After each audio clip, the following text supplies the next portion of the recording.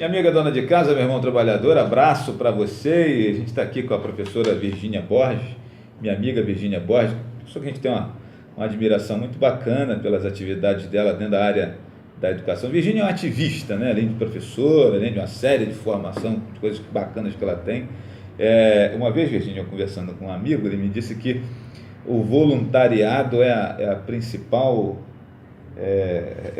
brevet que um militar pode ter. E você, sem ser militar, tem esse brevet que se chama voluntariado. É a nossa amiga de Agenda 21, uma série de projetos nossos, e dentro dos projetos profissionais dela, ela também faz muita coisa nessa lógica do voluntariado, de contribuir com a educação, com as crianças e tal. E o espaço que Virgínia comanda, o Raízes, aqui no centro de Rio Bonito, está de endereço novo, sai da Avenida Manuel Duarte, vem para Nilo Peçanha, né? Alguns passos, né? Mas teve essa mudança, está de cara nova, de placa nova, ambiente novo. A gente está aqui roubando Virgínia da correria, porque ela está ainda preparando tudo por aqui. E aí, Virgínia, eu queria te perguntar como é que está essa nova casa e a sua expectativa para essa empreitada que não é nova, mas é num novo ambiente. Assim, eu acho que toda mudança mexe com a gente, né? Muda a rotina, mas está sendo uma delícia essa coisa de... Eu gosto de dar cara nova sempre, de renovar sempre. Eu acho que me move isso, me move eu acordar e saber que posso ser diferente, que posso fazer melhor aquele dia, saber que eu comecei de um jeito o dia e vou terminar de outro. E o Raízes tem sido assim o tempo inteiro, na verdade. É uma construção, né? Eu na psicopedagogia, a Simone, que saiu há pouco tempo daqui, mas há pouco tempo que eu falo, 2 passos, que ela estava aqui até ainda agora. Ela é da psicomotricidade, e tem o Alex da psicologia, que tem um trabalho gestaltiano maravilhoso, e ele meio que a gente entra em harmonia, né, com o nosso fazer, porque tudo que é muito subjetivo às vezes causa conflito, e isso não acontece com a gente aqui. É uma liga muito bacana, assim, o bolo não desanda, né? Virgínia, qual a proposta do Raízes, né? Você, quando cria, quanto tempo tem esse projeto, tem essa ideia, e a sua proposta principal, né? Como é que funciona isso aqui, que acaba eu entendendo como uma extensão das escolas, onde tem aquela mãe que eu não sei mais o que eu vou fazer com esse menino, e aí ela lembra da tia Virgínia. É mais ou menos isso, Virgínia? Mas a gente pode ampliar um pouco. Sim. Porque assim, hoje a gente vê a terceira idade, né, com alguns episódios que a psicopedagogia, a neuropsicopedagogia vem contribuir. Uma pessoa que tem Alzheimer, trabalhar a memória, entrar naquele ateliê lá e fazer o trabalho de movimento de pinça, de uma tapeçaria, de uma costura, de uma pintura, é uma terapia ocupacional, né? É terapêutico isso. E além de estar fazendo esse movimento de pinça, que as pessoas com celular agora, eu estou falando da criança que já assume aí um papel. Esses dias eu até escrevi um texto sobre isso, uma criança de 3 anos já, né, louca pelo celular. A gente... louca pelo celular, sabe mexer nele melhor do que eu e você. Melhor, claro. Mas o touchscreen é muito interessante, que a única coisa que difere o ser humano dos animais é o movimento de pinça. Porque se pensar, o papagaio, ele fala. O macaco é muito próximo dos movimentos nossos, mas o movimento de pinça é só o ser humano que faz. E com a tecnologia, a gente está deixando de fazer, de promover esse movimento de pinça, que a escrita proporciona, que a costura proporciona. E por que não desenvolver isso também? Então, assim, vai além? Vai. Eu sou uma professora, alfabetizadora, sei a minha origem. Quando você fala desse voluntariado, isso habita em mim, porque é da minha profissão, porque habita em mim, habita na sua esposa, quando ela tem um cuidado especial com animais. A gente acaba abraçando causas. Eu acho que é do professor isso, é do educador, né? Eu gosto muito de falar essa questão do professor, porque quando a gente fala do educador, a gente está falando de quem ensina, do ensinante, e de quem aprende, que é qualquer pessoa que está na rua, no ônibus. Mas o professor, aquele que é habilitado a dar aula, né? Ele tem um legado ali muito importante. A gente não é qualquer um que pode ser professor, né? Senão a gente acaba... Oi, querido! Já vou te atender, tá bom? A galera vai chegando, vai chegando, enfim, é isso aí. Enfim,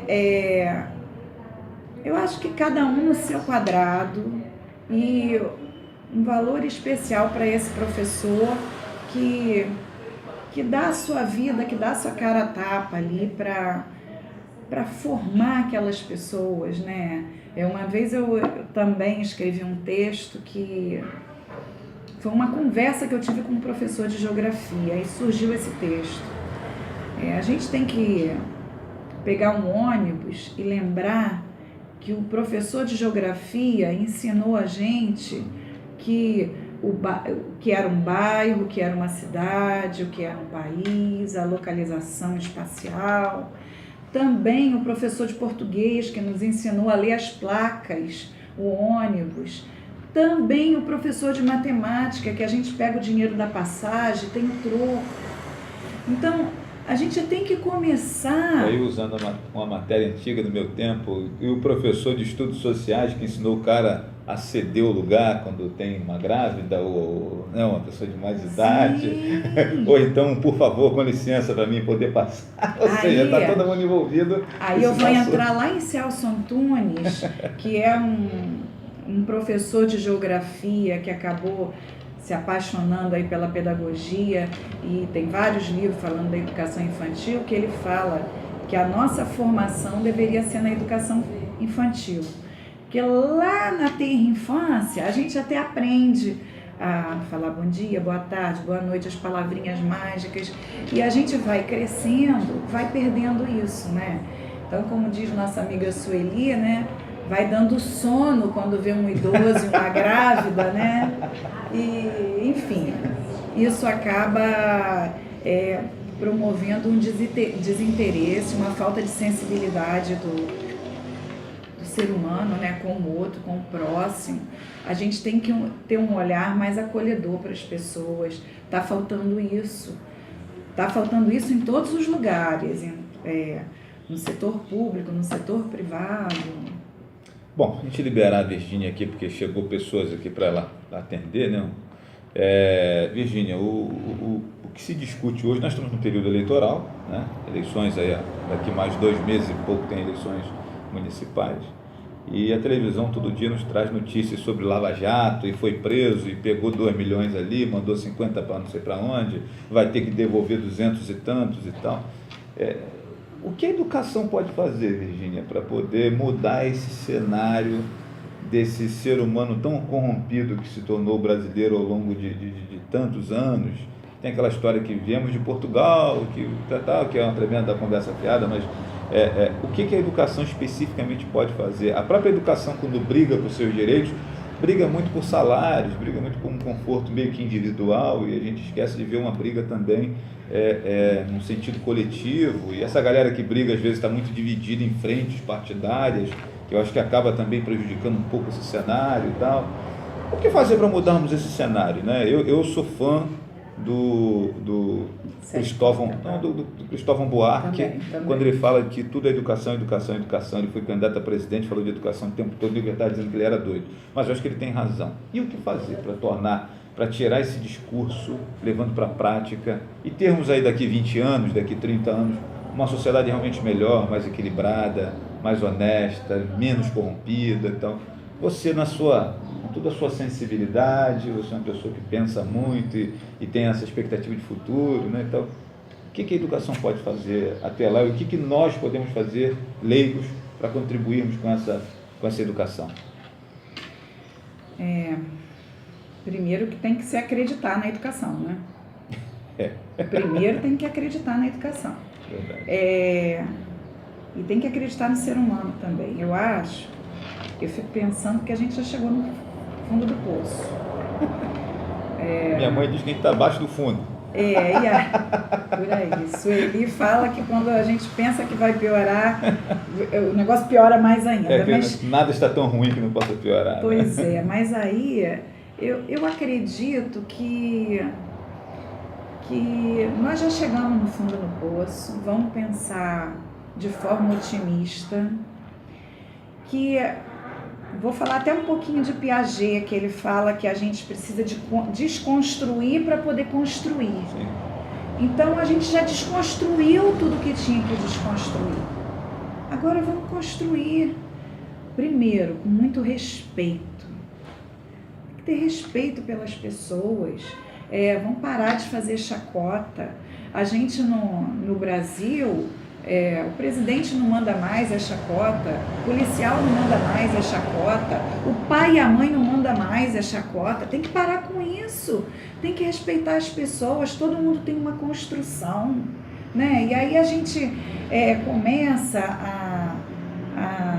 a ver que nós somos seres históricos, sociais, que a gente precisa se socializar, que precisa olhar mais nos olhos das pessoas. E uma coisa que eu acho que é mais difícil, porque a tecnologia e a internet trouxe isso, foi a mentira, né? A gente precisa falar com mais verdade. Paulo Freire fala isso, que a gente tem que aproximar cada vez mais a nossa fala do nosso fazer. E eu acho que é isso que a gente precisa fazer. Então é o principal desafio, talvez? Vai acontecer as ações. Quando eu falar para você, Flávio, 8 horas eu estou pronta, você pode passar aqui, que a gente vai na reunião da agenda, 8 horas eu estou pronta. Se eu não puder, eu tenho que te dar uma satisfação, Flávio, não vai dar, você me desculpa, mas... E isso está se perdendo. As pessoas falam, estou chegando e depois não chega. As pessoas marcam e depois não aparecem. Tratam e não cumprem. E aí eu vou falar da política também, né? Sobe no palanque, fala um monte de coisa. Minha mãe era uma pessoa muito simples, mas ela falava uma coisa. Toda vez que você for chamar alguém na tua casa, chama para tomar um cafezinho. Porque se lá tiver um bolo e um café, foi além. Então as pessoas fazem revistas mirabolantes, com estádios disso e daquilo. Primeiro que o povo precisa de muito pouco para ser feliz. A gente tem a prova disso nessas caminhadas da Agenda 21 aí, né? Mas fala o que pode ser feito. Se fizer além, você ganhou ponto com isso. O que eu entendo, e é o que é o meu caminhar, a minha vida, o meu percurso é assim, eu não vou falar aquilo que eu não vou poder fazer. Eu não vou arcar com aquilo, né, que eu não vou dar conta. Eu acho que o ser humano precisa compreender mais essa jogada da verdade, né? Eu não queria ser muito, mas a gente acaba sendo, porque Deus habita na gente, mas a questão da verdade, isso está na Bíblia, gente. A gente precisa exercitar essa verdade, né? Então, eu fico imaginando que ficam fazendo inúmeras abordagens e conversas e falas e escritas, e quando você vai ver na prática, nada existe. Eu sempre falo isso com você, tudo já foi escrito, o Google está aí para isso, tudo foi escrito, tudo foi falado, agora a gente precisa exercitar, executar.